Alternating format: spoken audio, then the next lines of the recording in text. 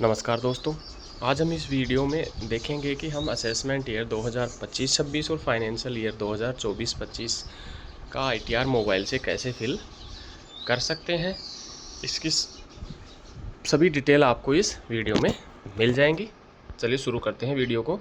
इसके लिए आपको सबसे पहले गूगल पे incometax.government.in लॉगिन कर लेना है। इसके बाद आपको सबसे पहले जो साइट दिख रही है इनकम टैक्स डिपार्टमेंट, इस पर आपको आ जाना है।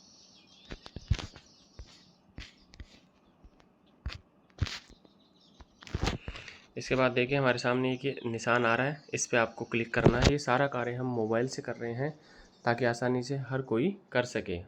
इसके लिए देखिए आपको इस पर दबाना, इस बार पे। या देखिए आप ऑलरेडी हैव एन अकाउंट, तो आपको लॉगिन पे क्लिक कर लेना है। जैसे हम लॉगिन पे क्लिक करते हैं हमारे सामने लॉगिन का ऑप्शन आ जाएगा। इसके लिए आपको लॉगिन में अपना पैन नंबर डाल लेना है। जैसे हम पैन नंबर डालते हैं अपने रजिस्टर किए हुए, ये आपके सामने कंटिन्यू का ऑप्शन आ जाएगा, आप इस पर क्लिक कर दें। जैसे हम पैन नंबर डालकर कंटिन्यू करते हैं, आपके सामने ये ऑप्शन आ जाएंगे, login please confirm your secure access message displayed above, आप इसको टिक कर दें और नीचे आपके जो पासवर्ड है वो डाल दें। इसमें पासवर्ड डालने के बाद आप इसे कंटिन्यू पे क्लिक कर दें। कंटिन्यू पे जैसे हम क्लिक करते हैं हमारे सामने लॉगिन यूजिंग OTP का ऑप्शन आ जाएगा। आप इस पर जनरेट OTP का क्लिक करके कंटिन्यू पे क्लिक कर दें। जैसे हम करते हैं हमारे सामने ये ऑप्शन आ गया, I agree to valid my Aadhaar details, generate Aadhaar OTP। जैसे हमें OTP प्राप्त होता है हम इसे लॉगिन कर देंगे।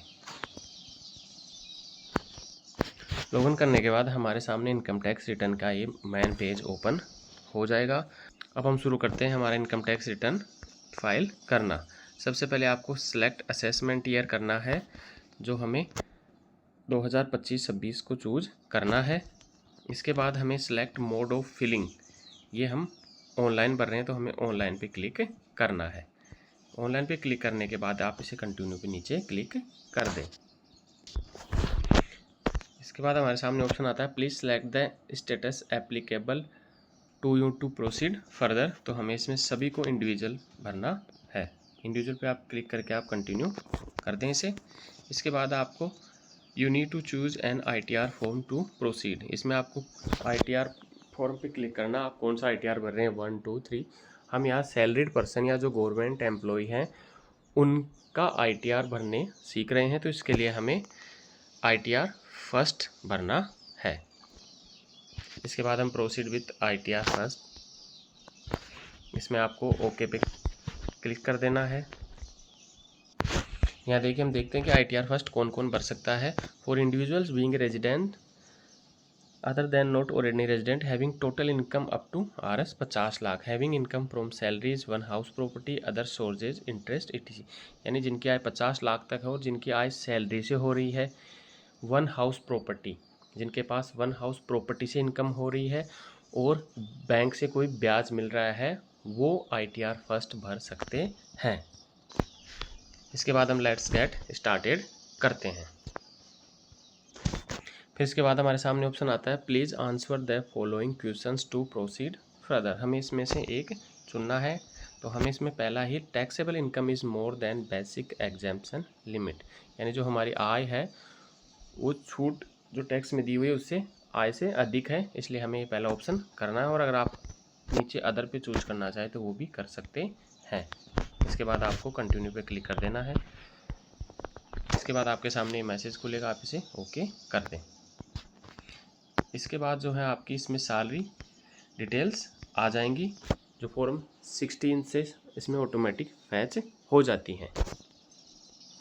अब हम रिटर्न समरी में देखते हैं हमारे सामने ये personal information, gross total, total deduction, tax paid और वेरीफाई योर टैक्स लायबिलिटी, ये हमें पूरे कंप्लीट फिल करने हैं। तो सबसे पहले हम करते हैं पर्सनल इन्फॉर्मेशन पे क्लिक करते हैं।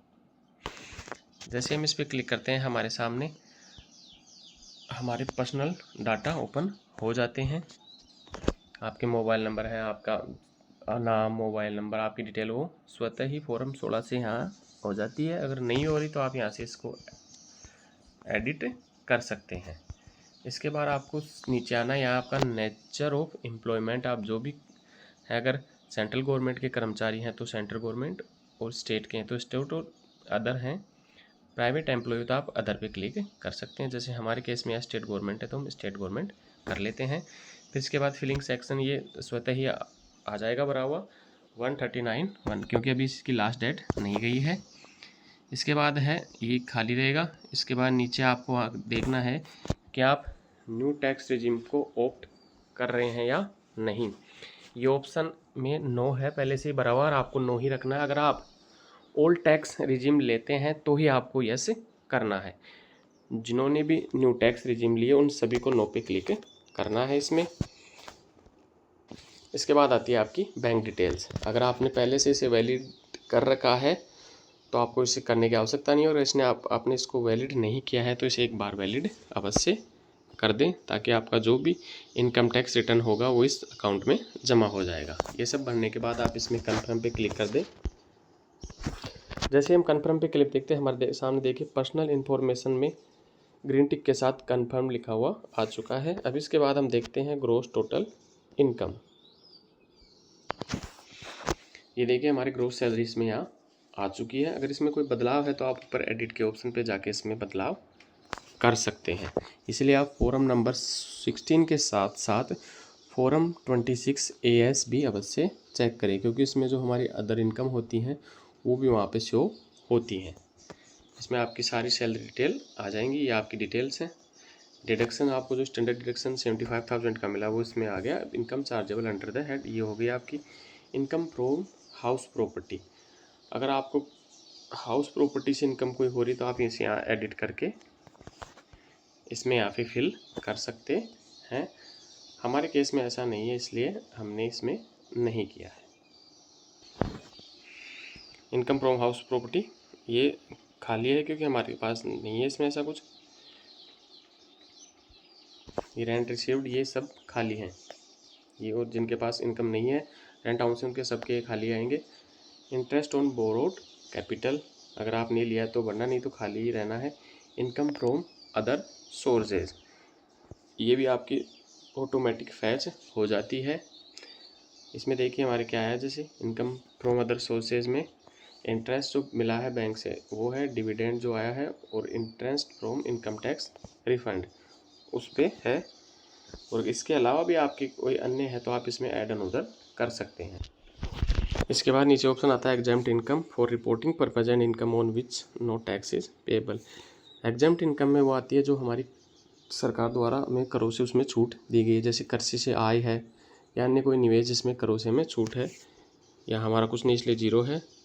Income on which no tax is payable ये भी जीरो है। लॉन्ग टर्म गेंस जो हम शेयर मार्केट में करते हैं उसके लिए अगर आपको 1 लाख रुपए से ज़्यादा इनकम उसमें वो देखना है।